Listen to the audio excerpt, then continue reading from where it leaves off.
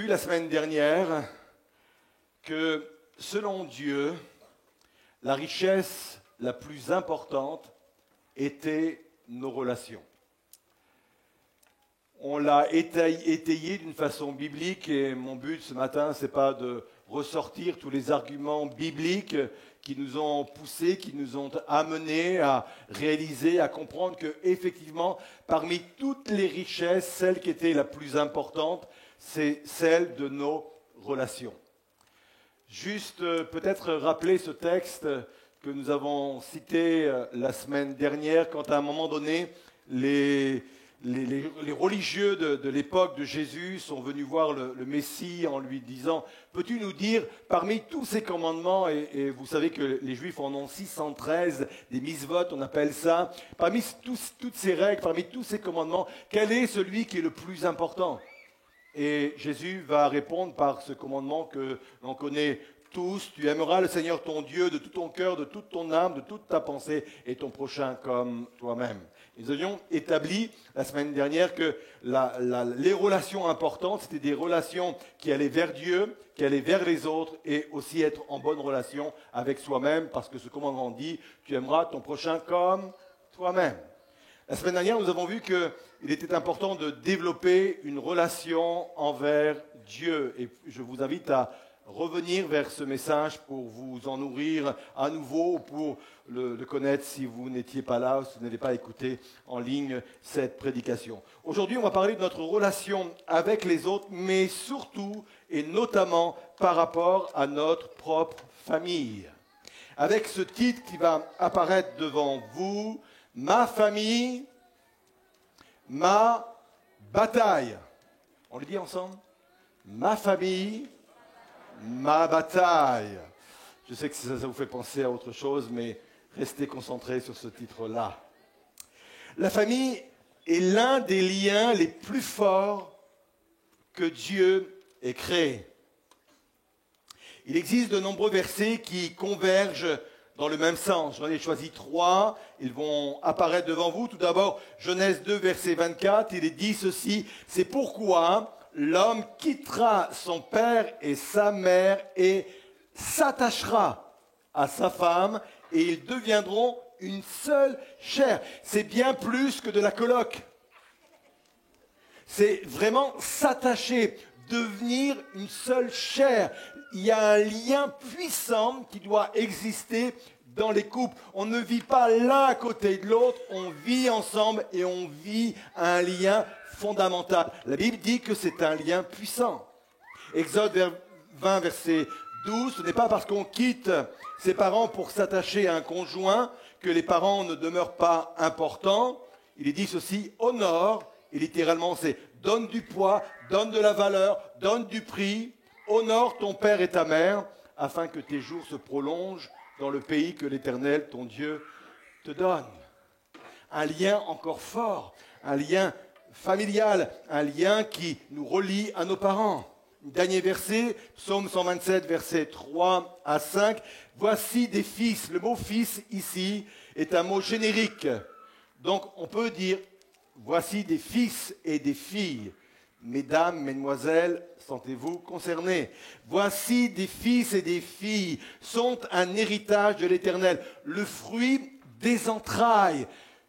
Oui, mesdames, les enfants sont le fruit de vos entrailles, mais en tant que père, on doit aussi se sentir concerné. Ce sont aussi le fruit de nos entrailles. Donc il y a un lien très fort. Et il est ajouté, comme des flèches dans la main d'un guerrier, sont ainsi les fils et les filles de la jeunesse. Heureux l'homme qui en remplit son carquois. L'idée de la flèche est très intéressante. En fin de compte, une flèche est destinée à être lancée. Et nos enfants, ce n'est pas de la déco chez nous, ça fait bien d'avoir quelques enfants quelque part, mais nos enfants sont des flèches qu'on doit lancer dans leur destinée, qu'on doit lancer dans l'avenir pour qu'ils atteignent eux-mêmes leur objectif, leur cible, leur but. C'est de notre responsabilité. On doit les tenir en main pour cela et ça crée ce lien nécessaire. Je le répète, le lien le plus fort que Dieu a créé, c'est le lien au niveau de la famille. N'oubliez jamais cela. Ce lien doit être préservé. Ce lien doit être préservé parce que la famille est la cellule de base de la société. Je le répète, la famille est la cellule de base de la société. Si la famille se disloque, la société se disloque. Avec un principe tout simple, ce qui n'est pas réglé dans la famille se retrouve dans l'espace public. C'est dans la famille que l'on apprend le respect. Si nos enfants sont incapables de respecter leurs professeurs, si nos enfants sont incapables de respecter une autorité quelle qu'elle soit, c'est parce qu'ils n'ont pas appris dans notre propre famille, dans nos propres familles, le respect. Ce qui n'est pas réglé dans le domaine familial se retrouve sur la place publique. C'est dans la famille qu'on doit apprendre l'obéissance. C'est dans la famille qu'on doit apprendre la responsabilité. Je pense que nous sommes plusieurs dans ce lieu et devant les écrans, nous sommes plusieurs à avoir fait des tâches ménagères quand nous étions enfants. Non, je suis le seul. Pourquoi? Parce que nos parents voulaient nous rendre responsables.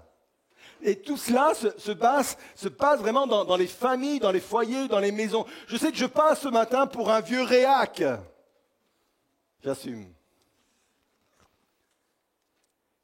C'est pour ça que le lien, il est fort au niveau de la famille, parce que tout part de là. Ce principe que la famille est la base de la société a même été non, je vais le dire autrement.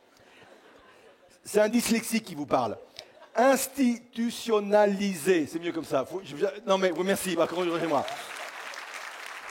Bon, à partir du moment où ça dépasse 3 syllabes, il y en avait 7 là, j'ai besoin de lire, d'accord? Et le miracle, c'est que Dieu a fait de moi un orateur. C'est très bien ça. Je bénis le Seigneur pour cela et je suis reconnaissant. Donc ce principe, je ne redis pas le mot, on le retrouve dans la Déclaration universelle des droits de l'homme, une institution. L'article 16 dit ceci: la famille est l'élément naturel et fondamental de la société et a droit à la protection de la société et de l'État. Bon, ça a été écrit en 1948. Je pense qu'on est en train de glisser légèrement au-delà de cette règle qui me paraît vraiment indispensable. Mais si les pères de l'époque et les mères de l'époque, parce que celle qui a présidé la rédaction de ces articles-là, c'est Eleanor Roosevelt, qui était la femme du président Roosevelt, donc des hommes et des femmes ont travaillé à cela. Si nos pères et nos mères de notre nation, de nos nations, ont jugé que c'était bon que ce soit inscrit, c'est parce qu'eux-mêmes, peut-être de culture aussi chrétienne, se sont dit, mais la base de la famille est extrêmement importante pour la société. Même s'il est dit que la famille a droit à la protection de la société et de l'État, j'aimerais vous dire que Dieu n'a pas délégué cette responsabilité à l'État et à la société. Cette responsabilité, elle, nous appartient. Le message de Néhémie est très intéressant. Néhémie, c'est celui qui a reconstruit la muraille autour de la ville. La ville était détruite, le temple était détruit, les choses sont reconstruites progressivement et Néhémie a été celui qui a reconstruit la muraille. Et il va dire ceci, Néhémie 4, verset 8, « N'ayez pas peur d'eux, les opposants, ceux qui veulent détruire cette muraille, qui ne veulent pas qu'on la reconstruise. N'ayez pas peur d'eux. Pensez au Seigneur qui est grand et redoutable et combattez pour vos frères, vos fils et vos filles, vos femmes et vos maisons. Battez-vous pour votre famille. Ma famille, ma bataille. Battez-vous pour votre couple. Battez-vous pour vos enfants. Battez-vous pour vos parents. Battez-vous pour votre famille parce qu'elle mérite ce combat-là, elle mérite cette bataille-là. C'est important. Néhémie le disait et on veut encore le dire aujourd'hui. La famille est tellement importante qu'elle mérite effectivement que l'on se batte pour elle, pour lui donner la bonne trajectoire. On va parler de trajectoire ce matin. 2 exemples qui ont changé positivement la trajectoire d'une famille. 2 exemples. Quelqu'un doit noter que je sais prêcher aussi en 2 points, d'accord? 2 exemples. Premier exemple nous parle de la transmission d'un héritage céleste. Vous savez, quand on cherche dans l'évangile de Matthieu l'histoire de la naissance de Jésus, je ne sais pas comment vous faites, vous, mais moi le premier, je vais au chapitre 1er de Matthieu et je vais directement au verset 18. Pourquoi ? Parce que les 17 premiers versets, c'est une liste de noms. Qui a engendré qui ? Et c'est des noms de femmes, des noms d'hommes. Parfois, c'est des noms trop compliqués pour un dyslexique. Et je passe rapidement sur cela et je vais directement au verset 18 où là, il est annoncé effectivement qu'un sauveur arrive et ça m'encourage. Et c'est une erreur parce que il est intéressant d'aller fouiller un peu dans cette généalogie de noms parce qu'elle nous enseigne des choses importantes. Dans ces noms-là, il y a des gens qui sont bien, mais il y a beaucoup de personnes avec une réputation controversée, des personnes qui ont été associées à des péchés et des scandales graves. Je ne vais pas les nommer, il y a des hommes comme des femmes, mais on y trouve des idolâtres, on y trouve des meurtriers, on y trouve des prostituées, on y trouve des adultères, on y trouve des menteurs, on y trouve des tricheurs comme Jacob. Bref, c'est une famille dont on n'est pas forcément fier. Vous savez, c'est ce genre de famille où on s'empresse de dire « Oh, c'est pas ma famille, c'est la famille de ma femme ». Vous voyez un peu de quoi je parle ?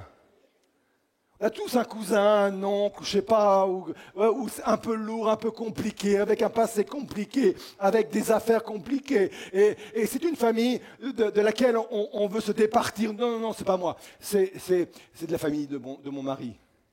Et c'est un peu ça, quand on regarde cette généalogie-là, on n'est pas très fier de tout ce qui s'est passé. Et voilà, il y a un miracle qui va sortir de cette lignée familiale.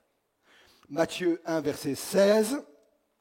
Jacob, le tricheur, eut pour descendant Joseph, l'époux de Marie, de laquelle est né Jésus, appelé Christ. Jésus vient d'un héritage céleste, et quand celui-ci entre en collision directe avec notre héritage terrestre, il vient le transformer, il vient le racheter, il vient le transcender. Et ça, c'est quelque chose de formidable qu'on peut acclamer et applaudir parce que Dieu fait des choses extraordinaires. Voyez-vous que c'est important de s'arrêter parfois, je dis parfois, sur des généalogies parce qu'on voit toute cette lignée, on se dit mais où elle va mener cette lignée, où elle va aller, tellement il y a des choses pas belles à l'intérieur. Et puis cette lignée arrive et connaît une collision d'une lignée céleste et ça change tout.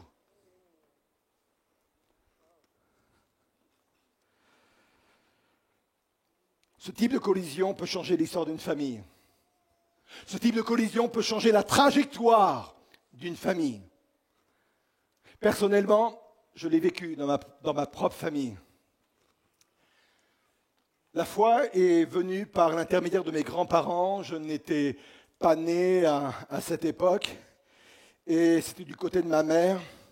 Et je peux dire que sur ma famille, il y avait un héritage occulte, spirituel, très pesant. Je ne veux pas rentrer forcément dans les détails, même si je vais vous donner quelques explications, mais je peux sans aucun doute parler et employer le mot malédiction. Sur mes grands-parents, sur ma famille, avec des phénomènes paranormaux, avec des accidents de la vie à répétition, qui font dire que ce n'est pas tout à fait normal, que ça arrive toujours à la même famille, qu'il y a un acharnement de mauvaises nouvelles, qu'il y a un acharnement d'accidents de la vie, des choses qui ne vont pas. Ça fait penser, quand je parle de ça, j'ai l'image en tête de quelqu'un qui se déplace avec un gros nuage noir sur sa tête, et partout où il va, le nuage le suit. Et parfois même de génération en génération. Mes grands-parents ont exploité plusieurs fermes, et à chaque fois, c'était des tuiles inimaginables. Ils n'arrivaient pas à garder des animaux vivants. D'ailleurs, c'était une interrogation pour les vétérinaires. Mais comment vous faites ? Et pas sur une seule ferme, mais sur plusieurs fermes, sur plusieurs exploitations. Vous savez, ça peut arriver qu'on perde des animaux, mais quand tous les animaux, les uns après les autres, meurent, et ça se reproduit dans plusieurs fermes, on dit, oh là, j'ai la poisse, quoi. Ils ont géré après des commerces, et la même chose. Une accumulation de tuiles et de tuiles et de tuiles et de tuiles. Pourtant, c'était des bons gérants, des gens qui avaient la tête sur les épaules, des gens qui étaient sérieux, avec une rigueur extrême. Mais à chaque fois, ça ne fonctionnait pas. Avec de graves maladies dans la famille à répétition. Avec des morts en répétition. Par exemple, ma mère... Elle avait trois frères, donc 5 filles et 3 frères. Et les 3 frères sont décédés. Pour des raisons inexplicables. Et je me souviens de mon grand-père me disait, mais dans la ferme, c'était exactement la même chose. C'était surtout les animaux mâles qui mouraient. Quand j'emploie une pression occulte, une pression spirituelle, une lourdeur spirituelle sur cette famille, quand j'emploie même le mot malédiction, je le prends d'une façon consciente, bon escient. Puis un jour, une femme est allée voir mes grands-parents, et cette femme a dit, vous savez, hein, elle était consciente que ce n'était pas normal, quoi.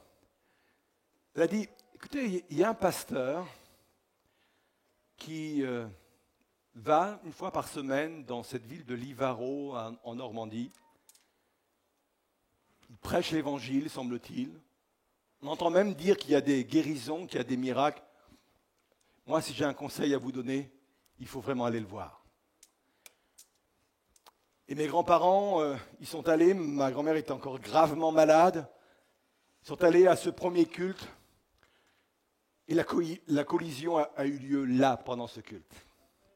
Il s'est passé quelque chose d'extraordinaire dans la vie de mes grands-parents, déjà dans le corps physiquement de ma grand-mère, instantanément guéri. Mon grand-père, mes grands-parents ont été percutés vraiment par la foi. C'était des personnes qui étaient assez loin de tout cela, percutées par la foi. Et je peux vous dire que cette collision a changé littéralement la trajectoire de ma famille. Et aujourd'hui, j'estime que je suis un héritier de cet héritage-là. Non seulement moi, mais mes enfants et mes petits-enfants. Et je me dis, s'il n'y a pas eu cette collision, je ne sais pas comment les choses auraient pu se passer.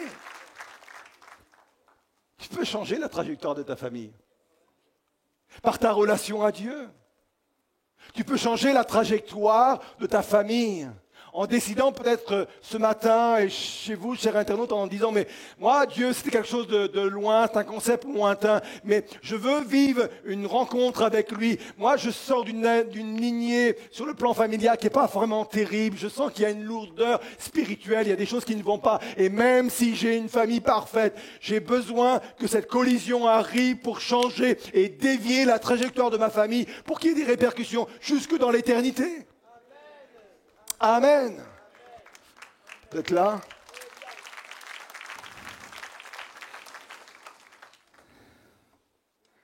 Ne sous-estimez pas ça.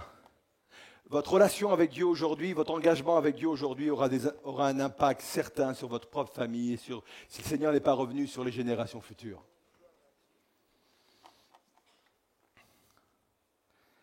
Le deuxième exemple nous montre une famille qui a changé sa trajectoire par une bonne gestion de ses conflits internes. Ne laissons pas notre héritage mourir pour une mauvaise gestion de nos conflits familiaux. Et je vais prendre l'exemple de Joseph. Joseph, c'est quelqu'un qui a beaucoup souffert à cause de sa famille. Et peut-être qu'il y a des personnes dans ce lieu qui peuvent se reconnaître en cela et pourraient me dire, pasteur, si vous saviez, mes plus grandes souffrances, je les ai reçues au sein de ma propre famille. Les plus grandes trahisons, je les ai reçues et vécues au sein de ma propre famille. Et Joseph a souffert pendant 13 ans à cause de sa famille. On estime qu'il a été vendu à l'âge de 17 ans par ses frères et on estime qu'il a été gouverneur à l'âge de 30 ans.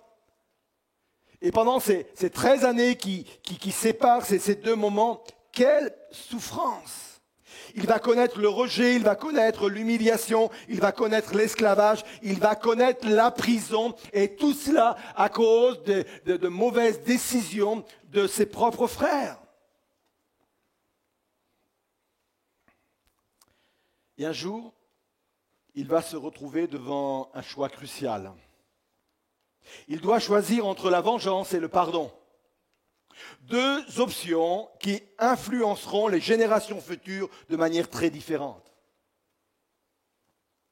Son père vient de mourir, Jacob vient de mourir, il a rassemblé tous ses enfants, tous les frères de Joseph, Joseph est là, et une fois que Jacob va fermer les yeux, mourir, partir auprès de son Seigneur, les frères de Joseph vont commencer à s'inquiéter en disant « Papa n'est plus là ». Et là, sans doute que Joseph va prendre sa revanche. Vous savez, quand les parents sont là, parfois ça maintient les situations. Et quand les parents partent, ça libère parfois certaines situations. Et les frères sont dans cet état-là, ils se disent, mais oh là là, on s'attend à ce qu'il déverse sa vengeance sur nos vies. Et franchement, Joseph était devant un choix crucial. Genèse 50, verset 20, il est dit ceci. Vous aviez projeté de me faire du mal, mais parce que vous avez fait, Dieu a projeté du bien en vue d'accomplir ce qui se réalise aujourd'hui pour sauver la vie à un peuple nombreux. Maintenant donc, n'ayez aucune crainte. Je pourvoirai à vos besoins. Oh Joseph, tu ne te rappelles pas ce qu'ils t'ont fait? Je pourvoirai à vos besoins, ainsi qu'à ceux de vos enfants. Ainsi, il les rassurera et toucha leur cœur par ses paroles. Je peux vous dire que cette décision-là a changé la trajectoire de toute la famille et des générations à venir. Joseph a vu au-delà de la chair et du sang.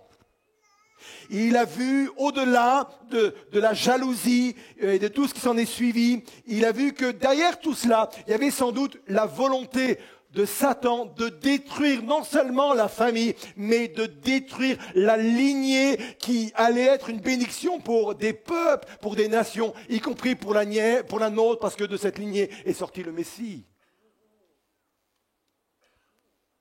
Imaginez un seul instant que Joseph n'ait pas pris cette décision.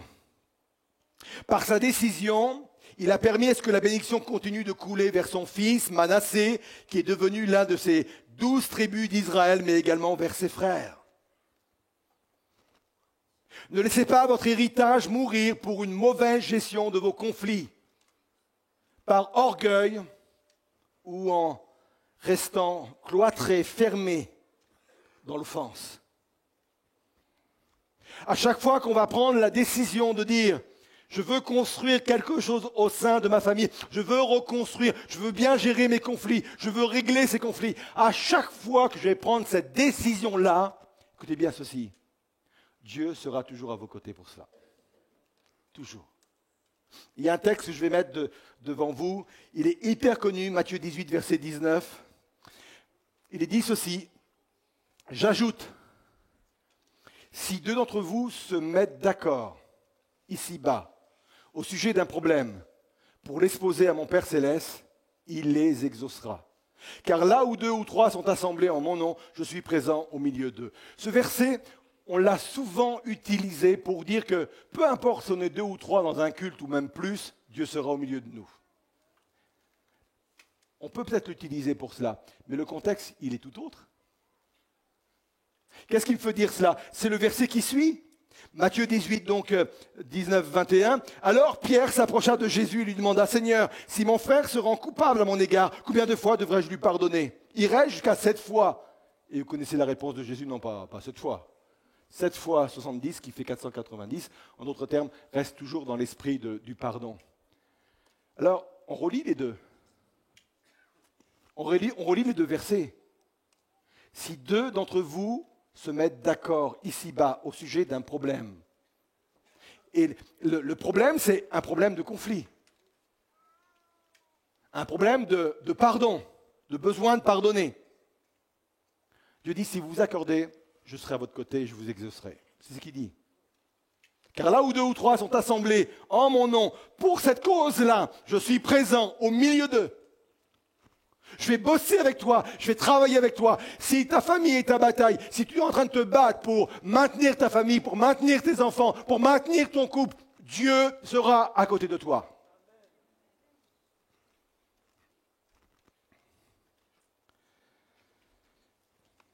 Si Joseph a choisi cette option de pardonner à ses frères, c'est parce qu'il avait reçu cet héritage de son propre père, Jacob. À Jacob, ce n'était pas simple, hein. Mais avec le temps, avec la vieillesse, il a changé, il a compris. Il a tenu compte des leçons de la vie. Jacob a eu des relations compliquées avec son beau-père Laban. Comme quoi, les problèmes ne viennent pas toujours des belles-mères.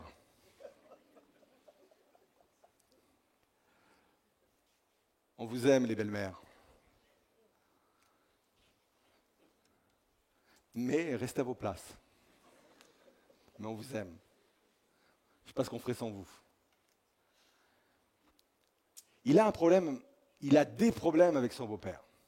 Il a vraiment des graves problèmes avec son beau-père, au point qu'à un moment donné, il doit quitter la maison familiale. Donc, il habitait chez la famille de sa femme. Il est obligé de quitter. Et le beau-père le prend vraiment très mal. Et pendant des journées de marche, la Bible nous dit qu'il y en a 7 journées de marche. Il y va déter. Il est vraiment motivé pour régler ce problème. Et pas le régler dans le sens où on le pense, le régler parce qu'il veut en découdre avec son gendre. Et je pense que la rencontre aurait pu être violente. Et pendant la nuit, Dieu parle à Laban, le beau-père, et Dieu lui dit, garde-toi de rien dire à Jacob, ni en bien ni en mal. Tais-toi, bref, tais-toi. Vous savez, des fois, pour commencer à régler un problème, il faut commencer par se taire des fois. Et Dieu dit à Laban, tu te tais. Tu n'as rien à dire, tu te tais.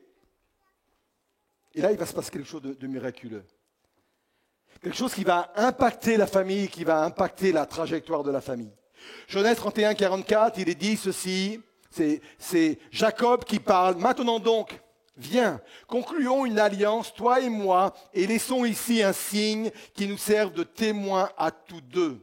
Alors Jacob prit une pierre et l'érigea en stèle. Puis il dit aux siens, ramassez des pierres. Ils ramassèrent des pierres, les entassèrent, et tous ensemble, ils mangèrent là, sur ce tas de pierres. Jacob préfère rassembler les pierres que de les jeter.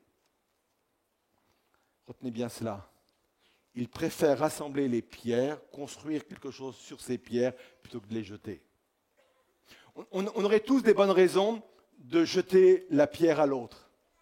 Il y a des choses qui sont palpables, il y a des choses qui sont concrètes, il y a des choses qui sont vraiment dures, et on aurait sans doute de bonnes raisons, on aurait des arguments. Pasteur, j'en ai 10 pages, j'en ai 20 pages, des arguments qui me disent que j'ai raison, parce que oui, ils m'ont fait des choses terribles. On a des raisons multiples de prendre la pierre et de la jeter.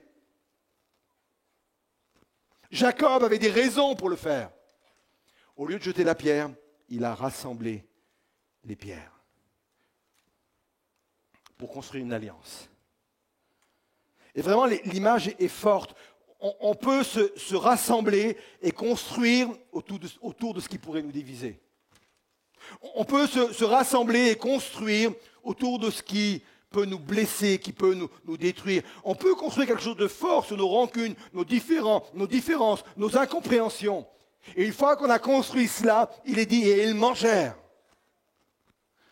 Manger dans la culture de l'époque, c'était aussi pour sceller une alliance.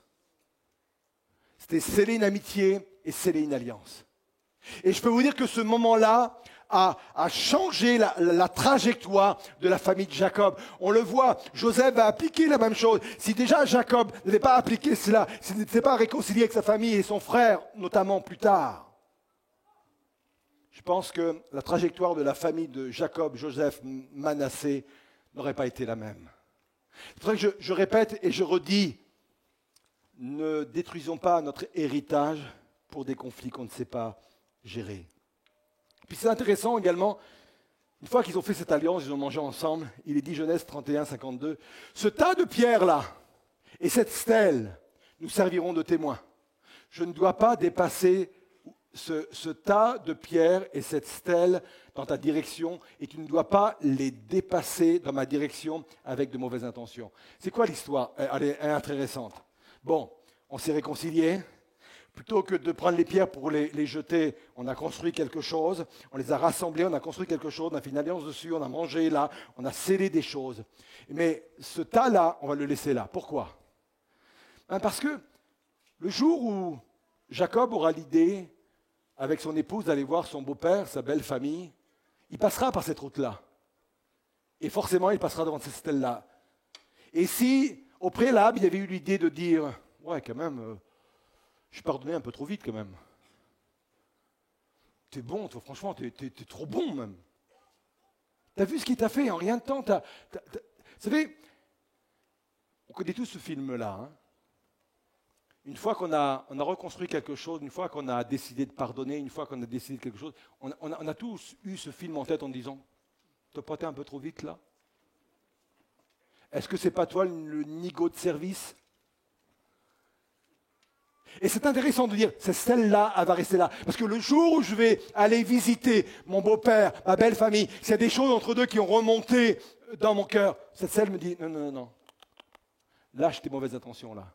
Reviens aux intentions premières, au moment où tu as bâti la stèle, au moment où tu as bâti là, cette alliance. Et de la même façon pour le beau-père, quand il avait le désir, parce que Laban, c'était quelqu'un. Hein. C'est une personnalité, Laban.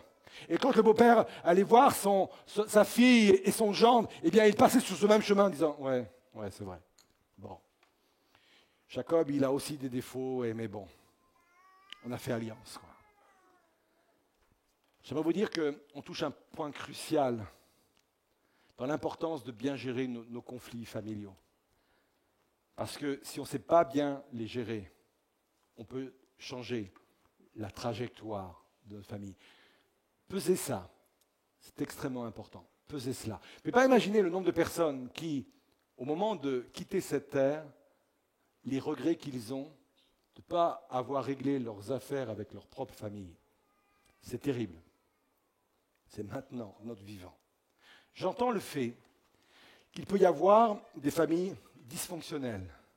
J'entends le fait que parfois, il est même salutaire de quitter certaines familles. J'entends ce fait-là.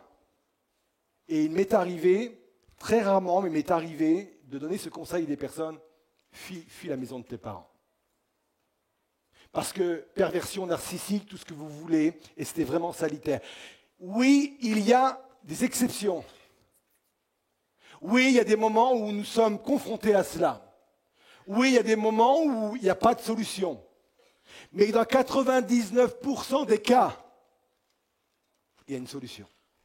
Dans 99% des cas, j'ai la responsabilité de construire quelque chose.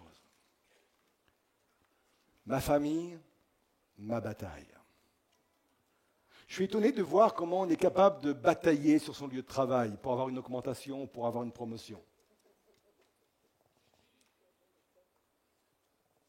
Je suis étonné de voir comment on peut batailler parfois sur les réseaux sociaux, et je n'ai rien contre les réseaux sociaux, pour que notre nom apparaisse, pour qu'on soit connu ou reconnu. Je suis impressionné. Bats-toi pour ta famille. Bats-toi pour la restauration de ta famille. Bats-toi en développant une relation avec Dieu, pour que cette relation avec Dieu, cette relation céleste, vienne apporter une collision céleste à ta famille. Peut-être que tu es en train de dire, elle prend une mauvaise trajectoire, elle va dans une mauvaise direction. J'aimerais dire que ce n'est pas une fatalité et que les choses peuvent changer maintenant. Tu as peut-être un fils qui est parti loin, une fille qui est partie loin, des parents peu importe, la collision peut avoir lieu et changer la trajectoire de ta vie. On se lève à nos places, je vais conclure avec cela. Je ne vais pas faire d'appel en vous invitant à venir sur le devant. Mais je voudrais qu'on vive un moment et un instant au travers du chant qui va être interprété comme un moment ou un instant où ensemble, on va appeler la bénédiction sur nos familles et si le Seigneur n'est pas revenu, sur les générations à venir. Ce chant parle de la bénédiction. Je te bénis. Quand Dieu donne une bénédiction, il ne s'en repent pas. Il est le Dieu de la bénédiction.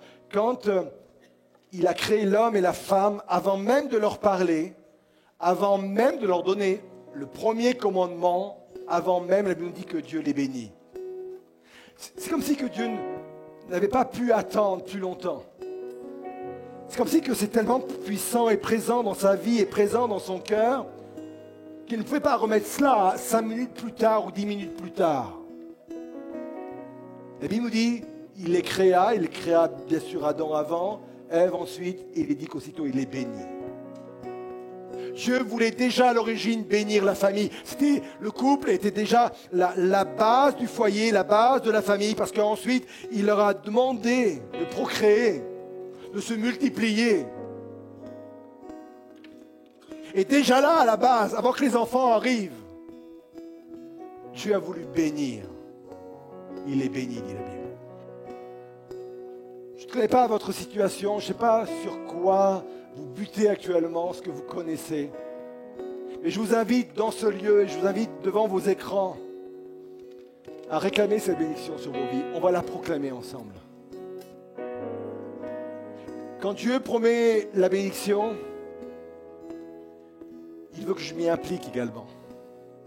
Battez-vous, dit Néhémie, battez-vous pour vos enfants, battez-vous pour vos familles. Vous connaissez ce message que j'ai apporté un jour, quand je bouge, Dieu bouge. C'est une réalité. Alors oui, on appelle, Dieu te bénit et te garde, il rayonne sur toi, et on priera ensemble et je viendrai prier avec vous et pour que cette bénédiction s'étende sur vos vies et sur chacune de vos situations.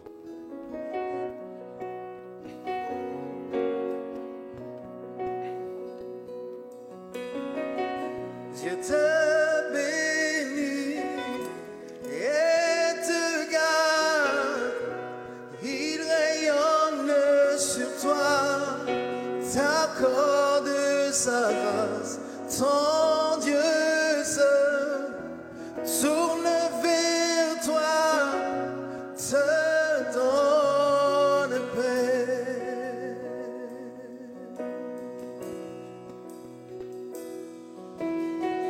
Dieu te bénit et te garde, il rayonne sur toi, t'accorde sa grâce, ton Dieu seul tourne vers toi, te donne la paix.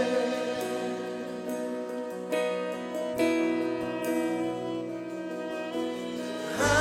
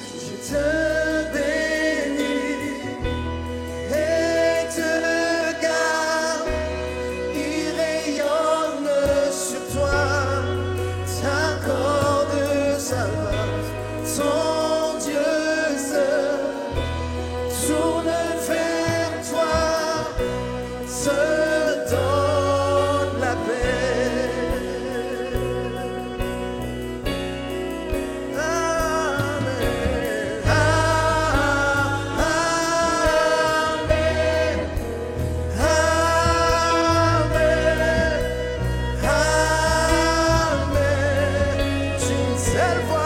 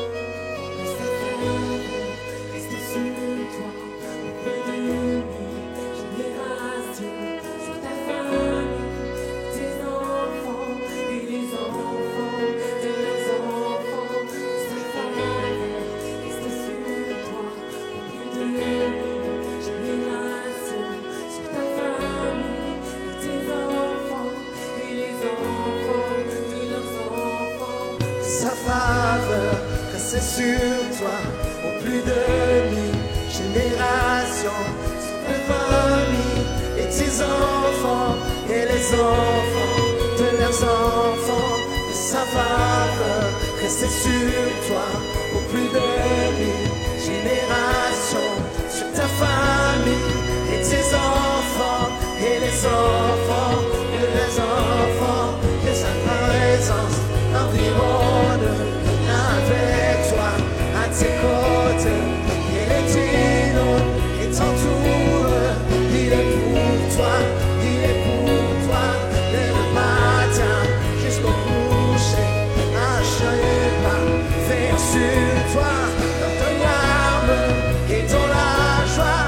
Il est pour toi, il est pour toi, il est pour toi, il est pour toi, il est pour toi, il est pour toi, il est pour toi, il est pour toi.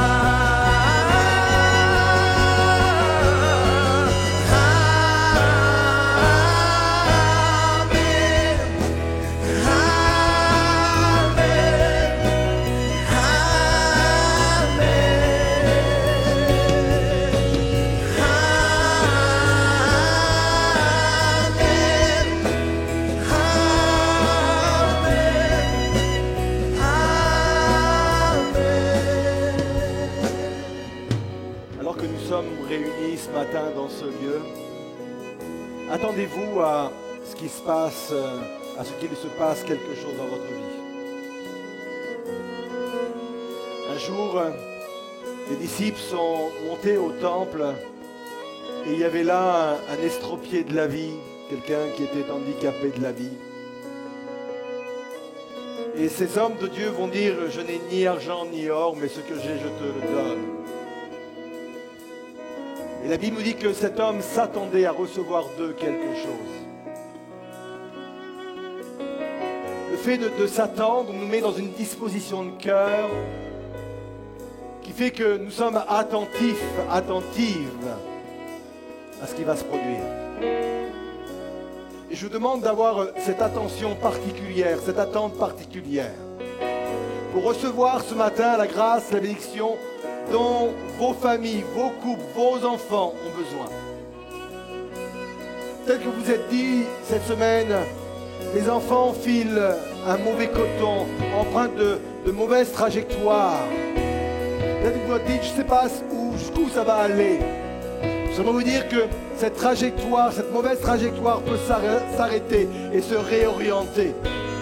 Attendez-vous à recevoir de Dieu quelque chose. Si vous êtes assis à côté de votre conjoint, n'hésitez pas, si vous le souhaitez, à prendre sa main.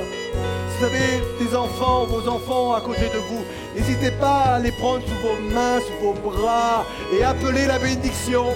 Appelez la bénédiction sur vos familles, appelez la bénédiction sur vos enfants, appelez la bénédiction sur vos situations, appelez la bénédiction sur vos conflits, appelez vos bénédictions sur votre souffrance, les souffrances sur le plan familial. Appelez la bénédiction. Là où vient la bénédiction, vient la résurrection. Là où vient la bénédiction, vient la restauration. Alors oui, Seigneur, on veut le proclamer à nouveau. On veut le proclamer à nouveau. La bénédiction vient de génération en génération. Et elle vient et elle se manifeste maintenant. Sa faveur, c'est sur toi, plus de 1000 générations, ta famille et tes enfants et les enfants de leurs enfants. Sa faveur, reste sur toi, pour plus de 1000 générations, sur ta famille et tes enfants et les enfants de leurs enfants. Que sa faveur, reste sur toi, pour plus de 1000 générations, ta famille et tes enfants et les enfants. Que sa présence t'environne avec toi, à tes côtés, et t'entoure. Il est pour toi, dès le matin jusqu'au couche, à chaque pas.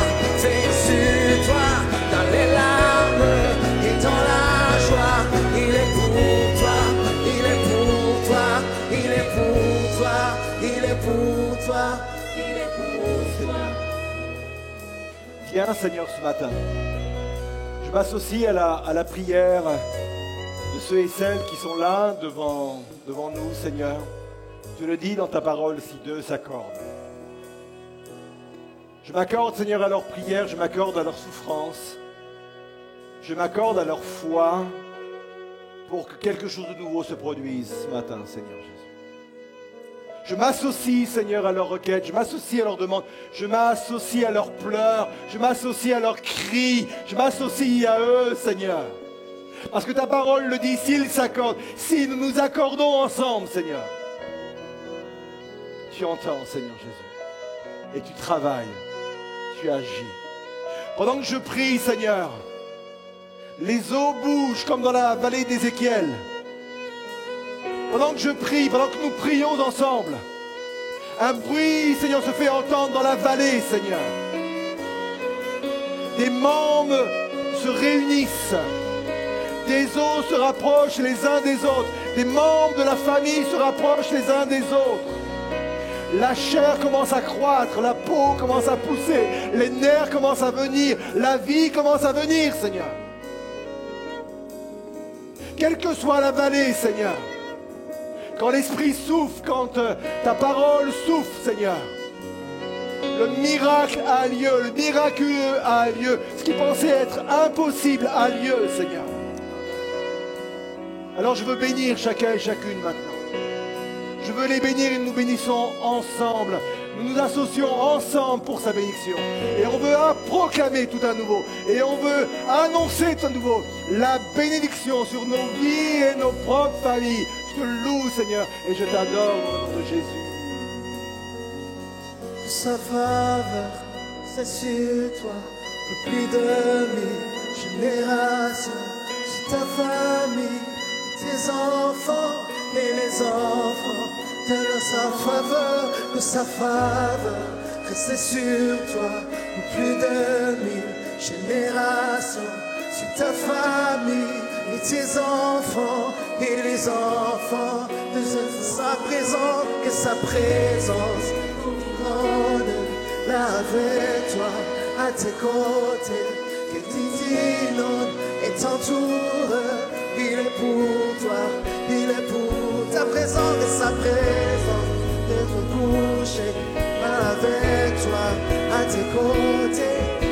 Il est pour toi, il est pour toi, il est pour toi, il est pour toi, il est pour toi. Il est pour toi, il est pour toi, il est pour toi.